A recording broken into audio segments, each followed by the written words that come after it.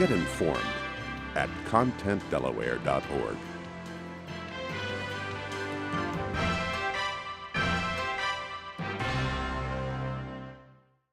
School funding in Delaware is actually rather complicated, probably not ideal. It's very much triggered to student population, but there's not a whole lot of flexibility in the plan. There are many cases where we can only spend a certain appropriation or a certain allocation strictly against how it's appropriated and what the rules are governing how you spend that money. That may or may not be our next highest need in terms of student achievement in a particular building. We think that a lot of decisions, most decisions about schools, should not be made in Dover. They ought to be made by the people who are closest to the students. That means teachers and other school-based personnel, including administrators and districts.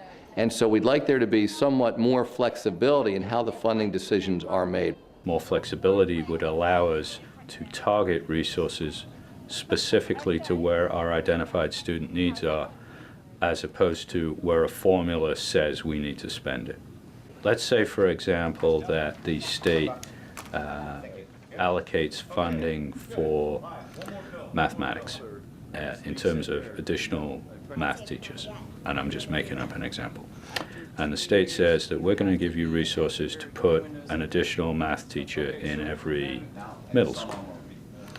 Well, our highest need in our middle schools might not be math. Our highest need in middle school might be English language arts, might be special education, it may be something completely different. We're going to take the resources that the state gives us and we're going to hire those math teachers with it. If we had flexibility, the building principal may say, you know what, we can always use the help in math, but if we're really going to get our state scores up, we have to focus on special education because that's where we need the most help. I really need that unit for special education. Without that flexibility, sure, we're going to hire the math teacher and we're going to do great things with that math teacher, but it might not get at what the identified need is in the building. If you have a system that holds schools and districts very, very accountable for student achievement, you have to allow school districts some flexibility in how they get students to those standards. Flexibility doesn't mean give us the money and let us do whatever we want with it. Flexibility means give us enough room to meet needs of our own students in our own buildings and allow us to report back to the public, the community, the state, how well we're doing. That, in my mind, is what an accountability system should look like.